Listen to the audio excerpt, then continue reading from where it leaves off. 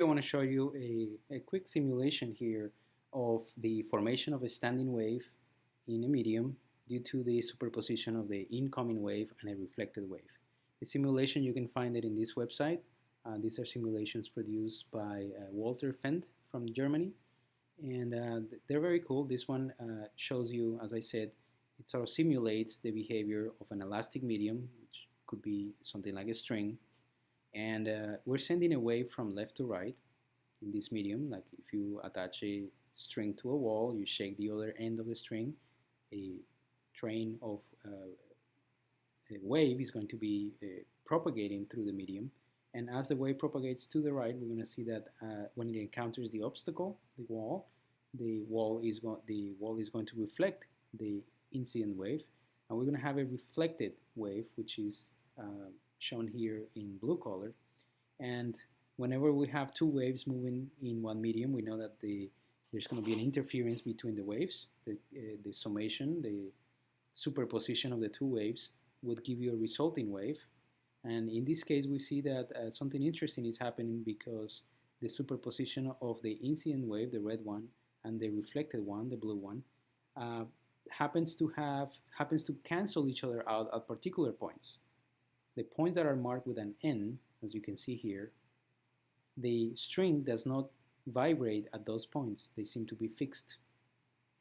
The reason why at the nodal points, the ones marked with an N, there's no displacement for the string, is that at those points you can see that at every single one of these points marked with an N, the displacement of one of the waves is cancelled by the displacement of the other wave. When the waves arrive at these particular locations, the two waves are such that at all times, the displacement of one of the waves is opposite to the displacement of the other wave.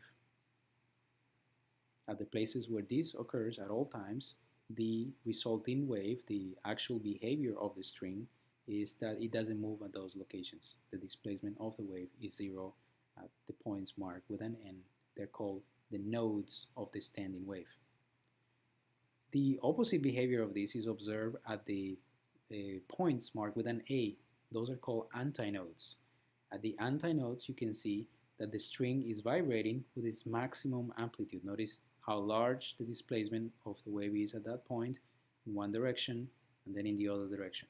Okay, that happens at all of these points marked with an A. We pause the simulation for a moment and we see what's going on at those points. At any given time, the displacement of one of the waves, they say the red one, is equal to the displacement of the blue one. Therefore, the two waves interfere constructively with each other, and they produce a resulting displacement that is twice as large as the displacement of one of the waves. This is the situation that occurs at all the points marked with an A. At any time, the two waves are arriving at those points with the same exact displacement. The red one has a positive displacement, the blue one has the same positive displacement. At this time, at this location, the red one has negative displacement and the blue one has also negative displacement. Notice how this behavior persists at all times. The waves are always arriving at the antinodal point with exactly the same displacement. That results in the string, the resulting wave, which is what determines the shape of the string, having a large amplitude of the oscillation up and down. So these are the features of a standing wave.